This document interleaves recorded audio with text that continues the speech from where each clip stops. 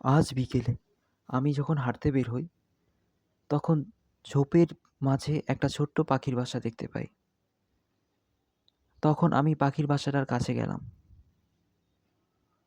গিয়ে দেখলাম যে পাখিটা তার নিজের বাসায় বসে আছে। তখন আমি ভাবতে লাগলাম, এই বাসায় ডিম আছে না বাচ্চা আছে, না ও শুধু শুধু বসে আছে।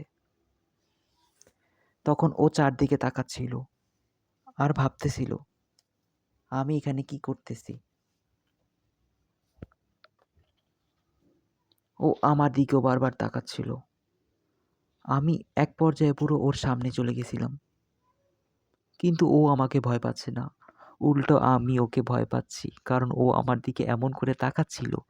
আমার অনেক ভয় লাগতেছিল ওই সময়।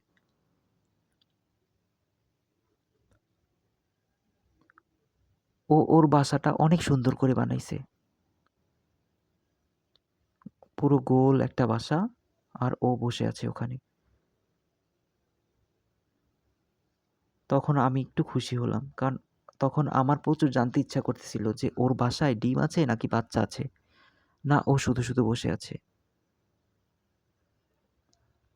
তারপর আমি একটা আঙুল বাড়ালাম আর দেখলাম ও ক্ষেপে উঠল।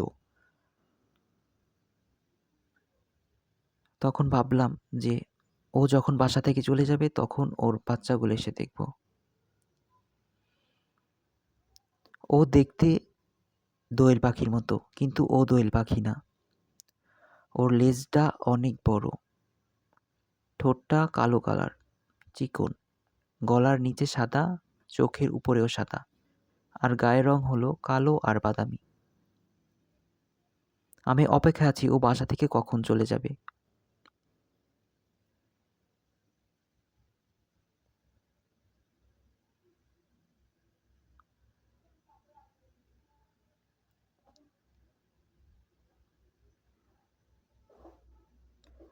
ও যখন বাসা থেকে চলে গেল নিজের ইচ্ছায়, তখন আমি ধীরে ধীরে দেখতে গেলাম যে বাসায় কি আছে।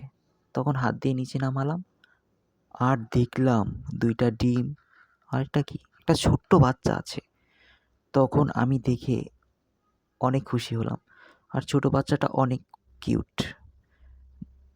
৩টা মনে হয় ডিম ছিল। ১টা ফুটছে আর ২টা বাকি আছে। আর ওই সময় ও উড়ে আসছিল একবার আর চলে গেছিল। ওরা ২টা পাখি। একটা এখানে থাকে, আরেকটা ওর জন্য খাবারের সন্ধানে দূরে চলে গেছিল। পাখিগুলো খুব সুন্দর ছিল। একটা ছোট্ট বাচ্চা, ২টো ডিম।